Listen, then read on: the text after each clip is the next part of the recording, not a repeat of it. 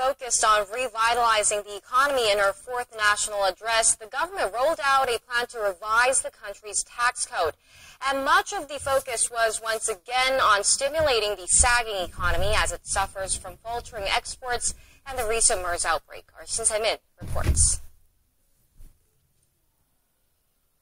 Armed with a plan to rewrite the country's tax code on top of its recent stimulus injection worth around $10 billion, the Korean government is going all in to prop up growth. Under the revised tax code, the finance ministry says both domestic and foreign companies will be eligible for tax deductions that encourage them to hire more young people. Small and mid-sized businesses will get a tax break of over $4,000 for every new young worker they hire and $21,000 for large firms. The measure goes hand in hand with the government's efforts to ease the youth unemployment rate, which stood over 10% at the end of June, while the overall unemployment rate is just below 4%. The Finance Ministry also said it will offer taxpayers an individual savings account, or ISA, starting next year. The new scheme allows ordinary workers and businessmen to pile up financial assets at lower tax rates with the hope to save the account holders some $470 million. Although the tax law revision plan is expected to raise the annual tax revenue by roughly $930 million, concerns still linger over the country's fiscal soundness. It won't be enough to reduce the growing fiscal debt, because collecting more money from high-income earners and large companies will only help in the short term. Raising the wages of ordinary workers will have a greater impact down the road.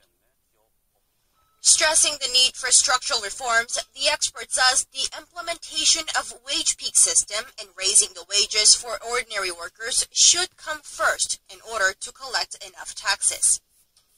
With the proposed tax law revisions, the government wraps up all its stimulus plans for the latter half of the year. Now, the question is whether the government measures will be enough to prop up the crumbling economy. 신세민, 아리랑 뉴스.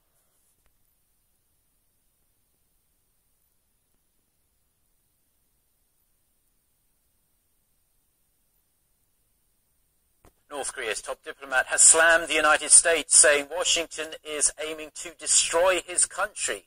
Lee Soo-young made the comments on Thursday on the sidelines of the Asean Regional Forum in Malaysia. Won Ji-yeon reports. The 22nd Regional Security Forum of the Association of Southeast Asian Nations, or ASEAN, kicked off on Thursday in Kuala Lumpur, the capital of Malaysia. The forum, which brings together top diplomats from 27 countries, is known to be one of the rare international events that North Korea attends every year. This year's meeting was also important in that it included all members of the six-party talks for denuclearization. However, on the sidelines of the event, the isolated regime lashed out at the United States. At a press conference on Thursday, Lee Dong-il, a spokesman for North Korea's Foreign Minister Lee Soo-young, said Pyongyang has no choice but to keep its nuclear programs to protect itself from U.S. hostility. In English, Lee said that the future of North Korea's nuclear program will all depend on the attitude of the United States and that the U.S. is hell-bent on eliminating the communist regime. Lee also blamed the joint military drills between Seoul and Washington as another reason for Pyongyang to keep its nuclear program. He warned that if the U.S. continues to expand its military presence in the Asia-Pacific region, a second Korean War will be inevitable. With that, it seems like North Korea's nuclear programs will continue to raise tensions in the region. Meanwhile, at a separate meeting of foreign ministers on Wednesday, South Korea's Yoon Byung-se asked for constant support from the ASEAN member nations to prevent North Korea's possible provocations in the future. Won Ji-hyun, Arirang News.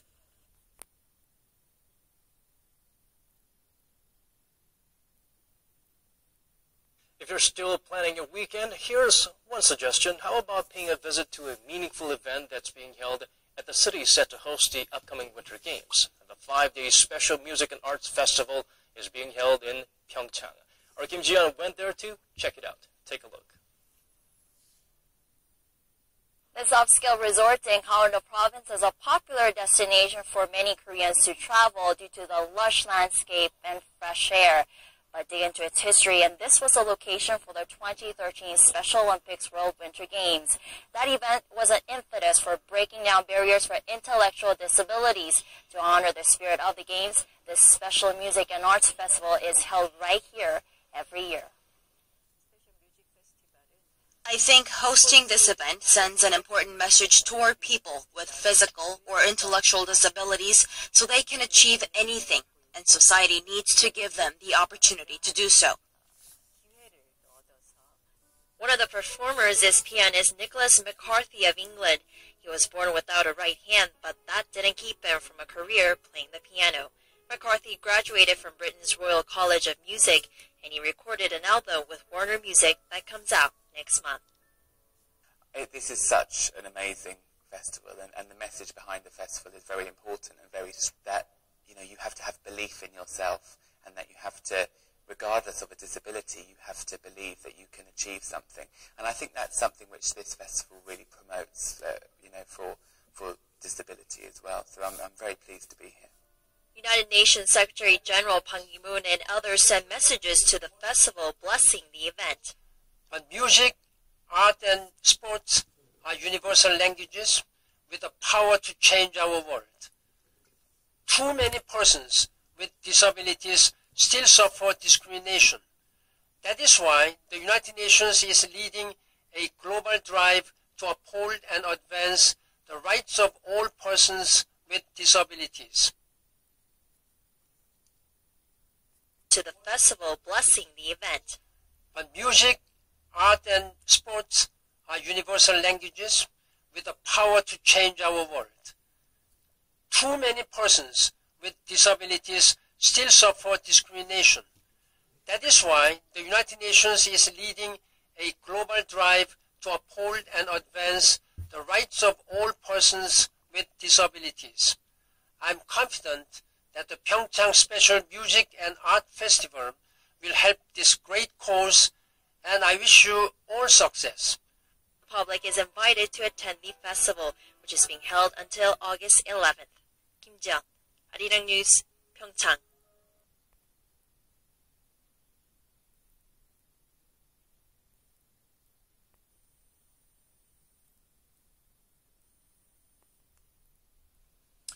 More scientific facilities are known to have been affected by live anthrax shipments from a military lab in the United States. The Pentagon says an additional 107 labs, academic institutions, and commercial companies were found to have received live anthrax bacteria by mistake, and this raises the total number.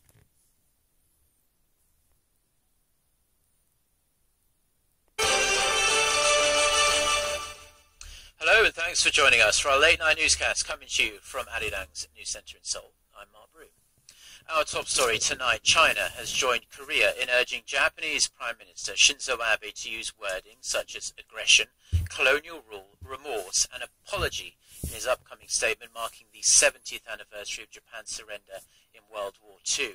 China's Foreign Ministry spokeswoman Hua Chuning says Japan needs to send a clear and correct message about the nature of the war and the country's responsibility for the war as well. The Korean government is also pressing Abe to make a full and sincere apology for Japan's past atrocities. Abe is set to release a statement on Friday, one day before the 70th anniversary.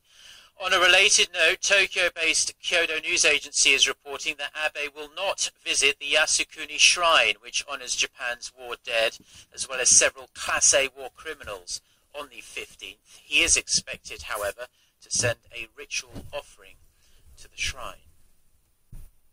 A nuclear reactor at one of Korea's nuclear plant facilities was halted early Saturday due to problems with its coolant pump, but authorities say the reactor is currently stable and there were no radioactive material leaks. The state-run Korea Hydro and Nuclear Power says the Hanbit reactor number 2 at its southwestern Yonggwang plant automatically stopped just before 3 a.m. Saturday Korea time.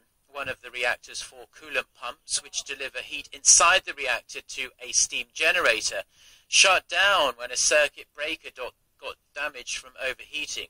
A fire also broke out because of the overheating, but was put out immediately. While authorities plan to restart the reactor after fixing the circuit breaker, they say power will continue being supplied as normal.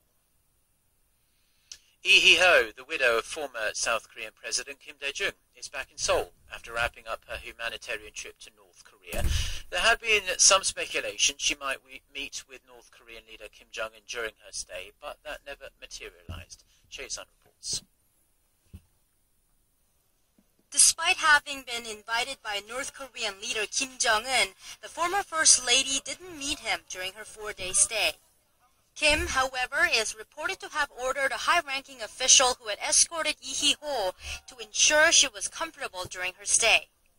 Likely pressured by anticipation her trip might break the impasse between Seoul and Pyongyang, Lee and her delegation stressed that she had traveled to the north as a civilian. I was not as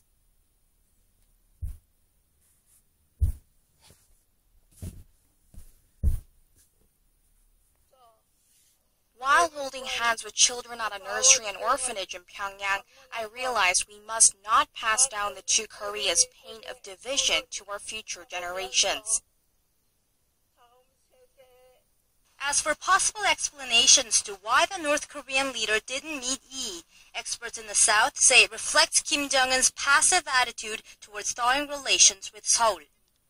Experts also note that the South Korean government did not deliver any messages through Lee saying that her trip was a personal one. It's also likely Pyongyang was not overly impressed with the group that accompanied the former First Lady, as its members were not actively involved in the historic June 15th declaration. 최유선, 아리랑 뉴스. Now, the foreign ministers of South Korea and the Association of Southeast Asian Nations have urged North Korea to stop its nuclear and missile provocations. This was at their meeting in Kuala Lumpur in Malaysia last Wednesday, on the sidelines of a series of annual regional security meetings.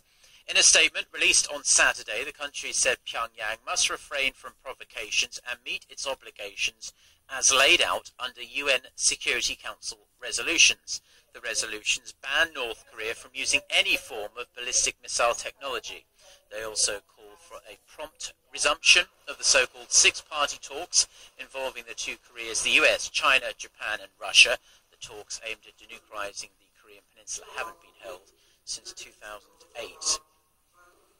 North Korea has yet to tell the UN agency in charge of telecommunications of its decision to move its clocks back 30 minutes to create a new time zone. The International Telecommunication Union says Pyongyang did not notify it of the plan prior to the announcement, adding that the decision was made independently. The ITU added that since countries are free to set their own standard times, it's not in a position to stop Pyongyang. North Korea caught everyone off guard on Friday when it announced that it would push back its standard time by half an hour on August 15th to mark the 70th anniversary of liberation from Japanese colonial rule. As it stands, right now at least, South and North Korea share the same standard time set under the colonial period. South Korea has reported its 34th straight day of no new cases of Middle East respiratory syndrome, or as it's more commonly known, MERS. The Health Ministry also says the death toll from the MERS outbreak has not risen in 28 days. 36 people have died in Korea from the virus since the first case was confirmed on May 20th. 10 patients are still in hospital, but all but one have tested negative for the virus. The Korean government declared a de facto end to the outbreak late last month. Now, there's a common skin disease known as atopic dermatitis that makes your skin very dry and itchy all the time and often leads to infections. But fortunately, there may be some hope on the horizon, as a Korean research team has developed an effective solution for this very unpleasant problem. Won Ji-yeon reports. Atopic dermatitis, or AD, is one of the most common chronic skin diseases out there for both children and adults. People who have it may have a history of allergic diseases, and they get dry, itchy skin that's also often red and swollen. It can be extremely unpleasant, so much so for one patient that he hasn't been able to sleep comfortably for 16 years. Not being able to sleep is the most painful part. There's also pus that oozes out of the rash of my skin. and it sticks to my clothes after I get dressed, which is very inconvenient. But relief is on the way. Korean researchers have found a way to treat AD using a patient's own blood through what's called autologous immunoglobulin.